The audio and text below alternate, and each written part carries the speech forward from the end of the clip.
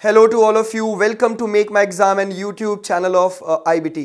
तो दोस्तों, मैं कुमार संभव आप सभी के समक्ष फिर से हाजिर हूँ बैंकिंग अवेयरनेस के टॉप MCQs लेकर। तो हम बैंकिंग अवेयरनेस के इस सीरीज के अंदर टॉप 20 MCQs हर एपिसोड में करेंगे, जहां पर ये क्वेश्चंस आपके आने वाले बैंकिंग एग्जाम्स, जिसमें PO क्लर्क का एग्जाम और SSC एग्जाम और तमाम ऐसे एग्जाम्स जहां पर फाइनेंशियल अवेयरनेस और बैंकिंग अवेयरनेस के जनरल क्वेश्चंस आपसे पूछे जाते हैं। तो यहाँ पर हम कोशिश करेंगे कि आपसे स्टैटिक और करंट के कुछ ऐसे क्वेश्चंस पूछे जाएं जो आपके लिए बहुत हेल्पफुल होगा। तो आपको करना क्या है, इस सेशन को ज़्यादा से ज़्यादा शेयर करना है आपने, और अगर आपको हमारा ये सब्जेक्ट, हमारा इनिशिएटिव अच्छा लगा तो आप लाइक और सब्सक्राइब ज़रूर करें, और आप सेशन के बाद इस कमेंट बॉक्स के अंदर यहाँ पर अपने डाउट्स भी पूछ सकते हैं। तो चलते हैं पहले क्वेश्चन की तरफ। और फर्स्ट क्वेश्चन जो है हमारे सामने, आपको आपकी स्क्रीन के ऊपर दिख रहा होगा कि bank rate is the rate of interest. Bank rate is the rate of interest, ये क्या है? इन ऑप्शंस में से आपको बताना है इसका आंसर। तो option number A, at which public borrows money from commercial banks. At which public borrows money from RBI।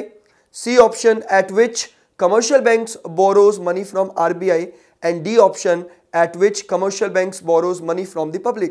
तो बैंक रेट मॉनेटरी पॉलिसी का एक इंस्ट्रूमेंट है, और मॉनेटरी पॉलिसी के क्वांटिटेटिव इंस्ट्रूमेंट्स जो होते हैं वो RBI और कमर्शियल बैंक के बीच में रिलेशन क्रिएट करते हैं। तो right answer for this question is option number C. तो option number C right answer क्यों है? क्योंकि बैंक रेट एक ऐसा रेट ऑफ इंटरेस्ट है जिसको हम लॉन्ग टर्म के ऊपर, आपको क्या याद रखना है कि bank rate long term basis के ऊपर लोन दिया जाता है। लॉन्ग टर्म का मतलब होता है बियॉन्ड 90 डेज, 90 दिनों से ज्यादा, 90 डेज से ज्यादा, 3 मंथ से ज्यादा, और इसके अंदर विदाउट सिक्योरिटी, कोलैटरल सिक्योरिटी की डिमांड जो है RBI नहीं करता है, तो विदाउट सिक्योरिटी ये लोन दिया जाता है। रेपो रेट भी एक रेट है जहां पर कमर्शियल बैंक बोरो करती है RBI से, और MSF भी एक रेट है जहां पर कमर्शियल बैंक बोरो करती है RBI से। लेकिन इन तीनों रेट में, बैंक रेट, रेपो रेट और MSF में डिफरेंस है। बैंक रेट लॉन्ग टर्म का rate, repo rate shorter period का रेट जहां पर विद सिक्योरिटी, और MSF 1 डे के लिए कमर्शियल बैंक लोन लेती है RBI से। तो फर्स्ट क्वेश्चन का right answer is option number C. अब हम चलते हैं सेकंड क्वेश्चन की तरफ। दूसरा क्वेश्चन देखेंगे आप अपनी स्क्रीन के ऊपर, और सेकंड क्वेश्चन है, which one of the following is not a quantitative credit control measure of a central bank. तो इनमें से कौन सा मेजरमेंट जो है वो RBI का, सेंट्रल बैंक का क्वांटिटेटिव क्रेडिट कंट्रोल मेजरमेंट नहीं है। देखिए, मॉनेटरी पॉलिसी, मौद्रिक नीति के थ्रू RBI कंट्री के अंदर मनी सप्लाई को मैनेज करता है।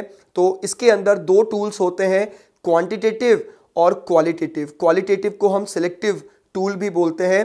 तो क्वांटिटेटिव के अंदर बैंकिंग रेट्स आ जाते हैं, और क्वालिटेटिव के अंदर कुछ रूल्स रेगुलेशंस आ जाते हैं RBI के द्वारा। तो आपको बताना है कि इनमें से 3 क्वांटिटेटिव है, 1 क्वालिटेटिव है, तो कौन सा क्वांटिटेटिव नहीं है? तो right answer for this question is D, margin requirement. Margin requirement is a qualitative tool. बाकी bank rate policy, open market operation और CRR, कैश रिजर्व रेशो, इसके अलावा SLR, MSF, रेपो रेट और रिवर्स रेपो रेट भी quantitative tool के अंदर आता है।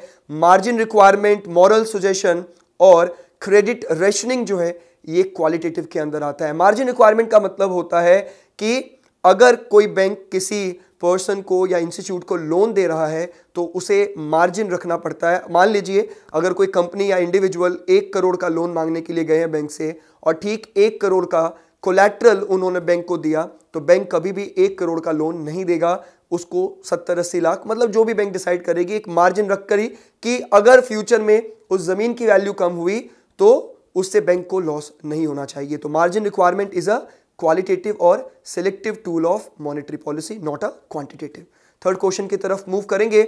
Monetary policy committee comprises of how many members. जैसा कि मॉनेटरी पॉलिसी जो है मौद्रिक नीति है, कंट्री के मनी सप्लाई को मैनेज किया जाता है, और कम से कम साल में 4 बार मॉनेटरी पॉलिसी के मीटिंग्स होती हैं। कम से कम 4 बार, अगर क्वार्टरली बैठ रहे हैं तो मंथली, बाई मंथली और क्वार्टरली, महीने में 1 बार, 2 महीने में 1 बार या 3 महीने में 1 बार हमारी कंट्री के इकोनॉमी और कंडीशंस को देखते हुए RBI ये मीटिंग कर सकती है।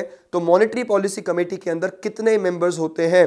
तो ये इंफॉर्मेशन बेस्ड क्वेश्चन है, और right answer for this question is 6। मतलब option number A is correct, 6। कैसे? तो 6 मेंबर्स होते हैं, 3 from RBI, 3 from central government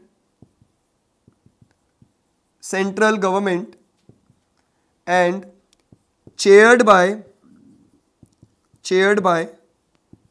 RBI governor. देखिए 3 + 3 6 मेंबर होते हैं और RBI के गवर्नर इंक्लूडेड ही होते हैं। 6 + 1 7 नहीं करना है इसको, 6 इज द राइट आंसर। और 3 मेंबर्स RBI के द्वारा नॉमिनेटेड होते हैं, 3 मेंबर केंद्र सरकार के द्वारा, और उन 6 मेंबर की अध्यक्षता कौन करता है? इंक्लूडेड ही होते हैं वो, और उसी 6 में इंक्लूडेड होते हैं RBI के गवर्नर, जो इस मॉनेटरी पॉलिसी कमेटी की अध्यक्षता करते हैं। तो अब चलते हैं हम चौथे क्वेश्चन की तरफ, और फोर्थ क्वेश्चन ये रहा आपकी स्क्रीन के ऊपर। Open market operation is a quantitative tool indicates. Open market operation का क्या मतलब होता है? तो open market operation, option number A, loan taken by schedule banks from RBI, loan for industry and trade from RBI by schedule banks, selling and buying of government bonds and securities by RBI, and total revenue of government. तो इनमें से कौन सा right answer है? तो देखिए ये सारे क्वेश्चंस हमने प्रीवियस एग्जाम्स और मोस्ट इंपॉर्टेंट क्वेश्चंस पिक किए हैं आप सभी स्टूडेंट्स के लिए। तो right answer for this question is option number C, that is selling and buying of government bonds and securities by RBI। तो सरकार की प्रतिभूतियों को बेचना और खरीदना खुले बाजार में ओपन मार्केट ऑपरेशन कहलाता है, जो क्वांटिटेटिव क्रेडिट कंट्रोल का, क्वांटिटेटिव मनी सप्लाई का एक इंपॉर्टेंट टूल है मॉनेटरी पॉलिसी का। हम चलते हैं नेक्स्ट क्वेश्चन की तरफ, और ये फिफ्थ क्वेश्चन आपके सामने। Increase in cash reserve ratio leads to, increase in cash reserve ratio CRR को अगर बढ़ा दिया जाए तो उससे क्या होगा? तो इन गिवन ऑप्शंस में क्या होना चाहिए? Option number A, increase in bank credit, decrease in bank credit, constant bank credit, या excess bank credit. Cash reserve ratio अगर बढ़ जाए तो उसका क्या प्रभाव पड़ेगा? क्या बैंकों के लोन देने के मामलों में बढ़ोतरी होगी? क्या बैंकों के लोन देने के मामले में घाटा होगा, कम किया जाएगा? क्या वो बराबर ही रहेगा, कोई फर्क नहीं पड़ेगा? क्या वो बहुत ज्यादा बैंक क्रेडिट दिया जाएगा कमर्शियल बैंक के द्वारा? तो right answer for this question is answer number, option number B, that is decrease in bank credit. कैसे? तो CRR stands for cash reserve ratio, जो अभी 4% चल रहा है। किसी भी कमर्शियल बैंक के 2 फंक्शन होते हैं, accepting deposit, advancing loan. Deposit को लेना, डिमांड डिपॉजिट या टाइम डिपॉजिट के वे में, करंट अकाउंट, सेविंग अकाउंट, और RD FD के फॉर्म में डिपॉजिट को एक्सेप्ट करना और उन्हीं पैसों को आगे लोन पर दे देना, इन्वेस्ट कर देना लोन पर।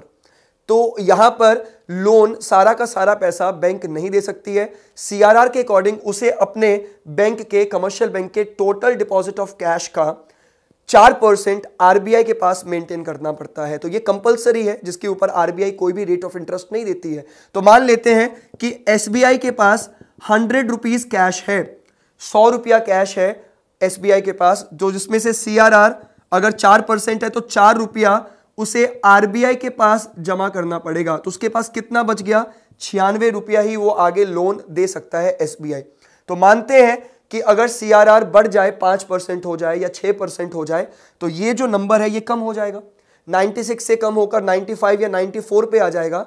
तो इस वजह से ये ऑप्शन नंबर बी जो है वो करेक्ट है, कि अगर CRR बढ़ता है तो बैंक क्रेडिट जो है वो डिक्रीज होगा और कमर्शियल बैंक के पास कम पैसा होगा आगे लोन देने के लिए। तो इसी के साथ हम बढ़ते हैं अगले क्वेश्चन की तरफ। नेक्स्ट क्वेश्चन आपकी स्क्रीन के ऊपर, how many digits will be used to represent universal account number.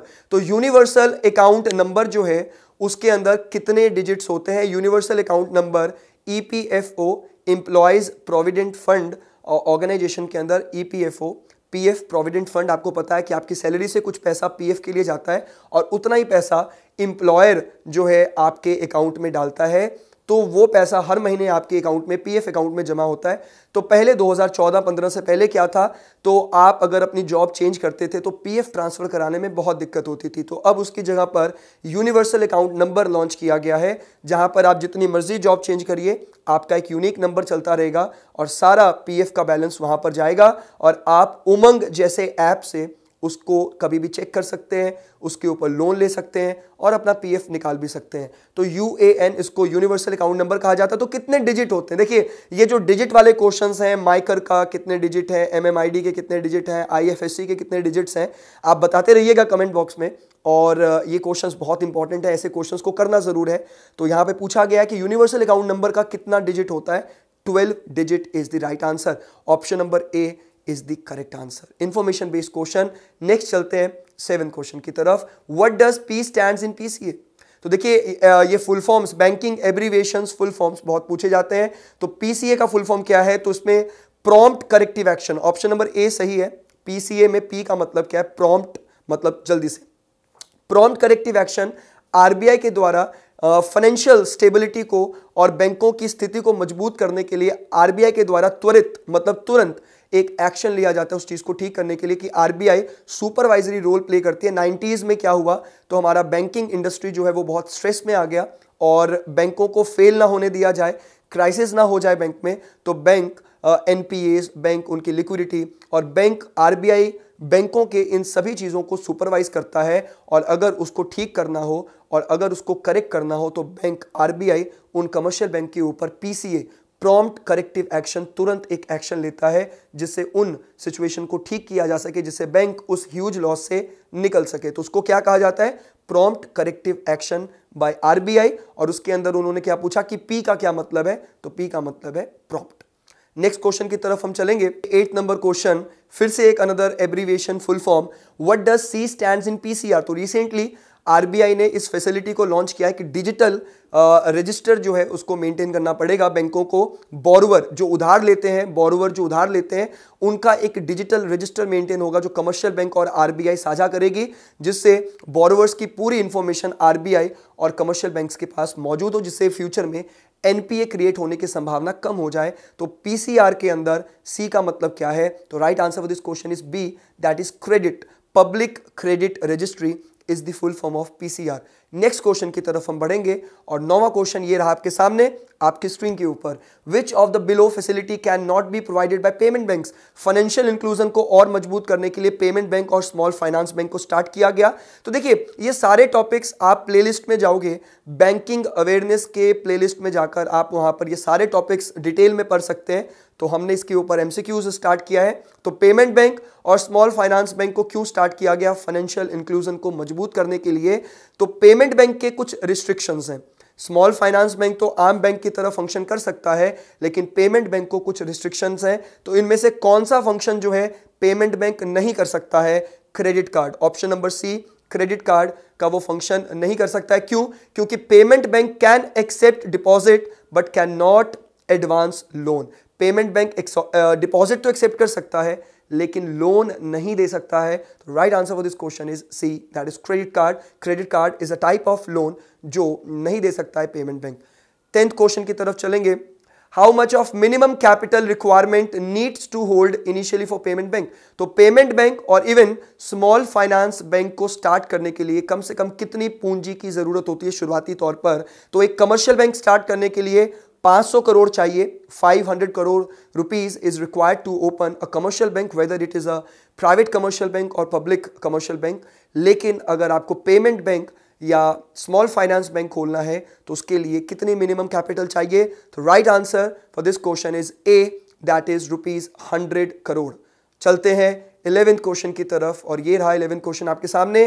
LAF, liquidity adjustment facility. इसमें यह पूछा गया है, मॉनेटरी पॉलिसी का फिर से क्वेश्चन है। Liquidity adjustment facility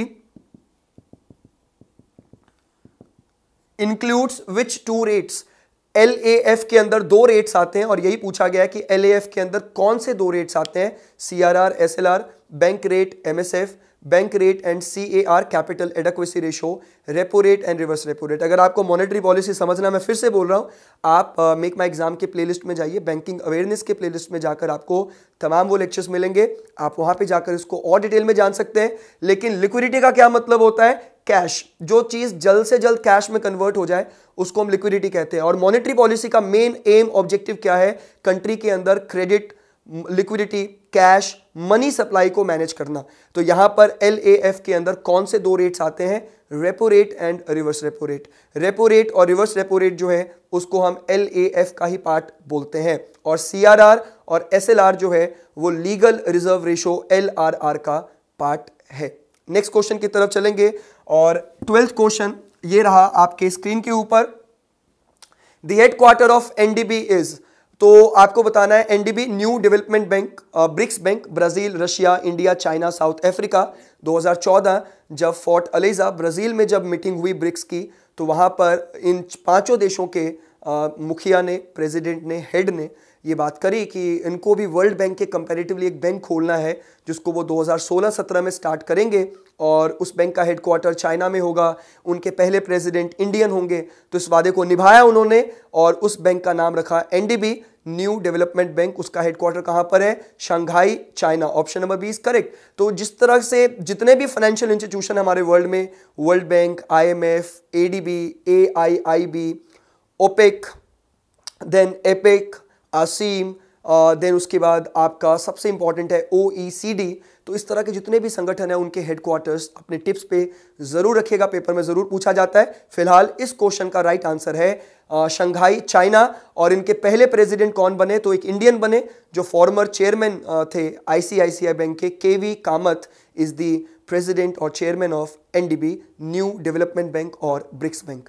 next question की तरफ मूव करेंगे हम। 1 rupee note bear a sign of, बाकी सभी नोट के ऊपर RBI के गवर्नर का साइन होता है, लेकिन 1 रुपए के नोट के ऊपर किनका साइन होता है? तो the right answer for this question is finance secretary, वित्त सचिव।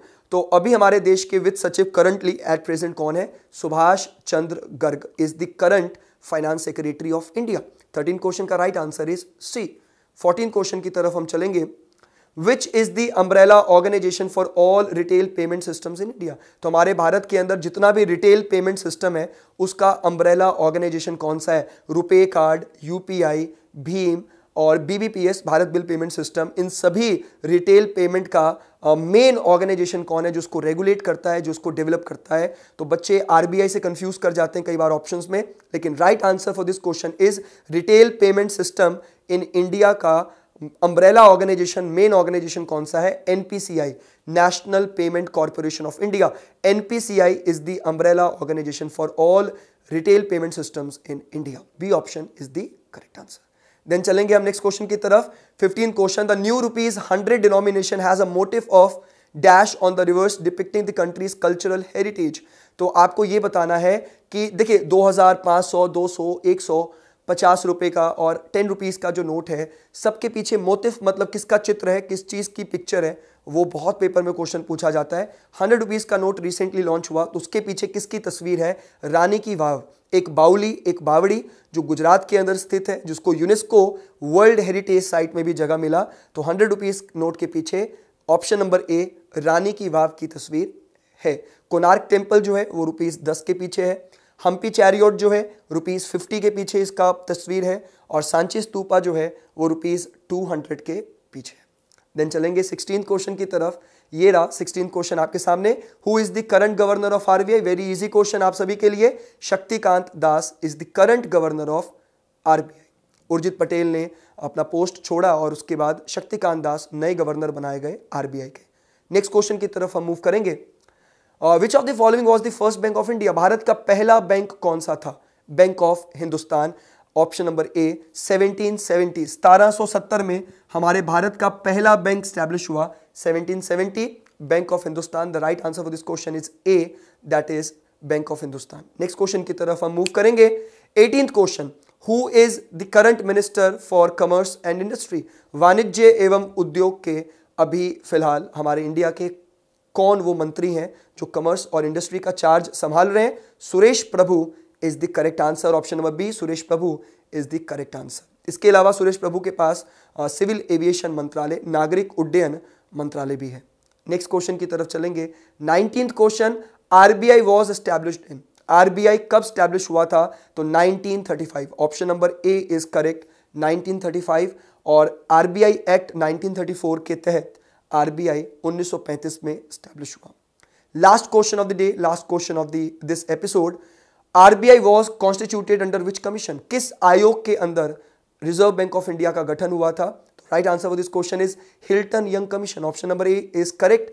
हिल्टन यंग एक अंग्रेज का नाम था। 1920 के दौर में उनको आयोग का चेयरमैन बनाया गया कि आप इंडिया के लिए सेंट्रल बैंक की स्थापना करें, और उन्होंने अपना रिपोर्ट जो है वो 1926 के आसपास सबमिट किया और 1935 में आरबीआई की स्थापना होती है। तो ऑप्शन नंबर ए जो है, RBI was constituted under Hilton young commission. तो इसी के साथ आज का हमारा ये एपिसोड बैंकिंग अवेयरनेस के ऊपर खत्म होता है। तो जुड़े रहिएगा हमारे साथ। अगर आपको आज का एपिसोड अच्छा लगा तो सब्सक्राइब शेयर जरूर करिएगा मेक माई एग्जाम चैनल को, और नीचे अपने डाउट्स कमेंट बॉक्स में लिखिएगा, और हम इसी तरीके से इसकी सीरीज लेकर आएंगे। लेकिन आपको करना क्या है, ज़्यादा से ज़्यादा शेयर करना है आज के इस एपिसोड को। तब तक के लिए धन्यवाद।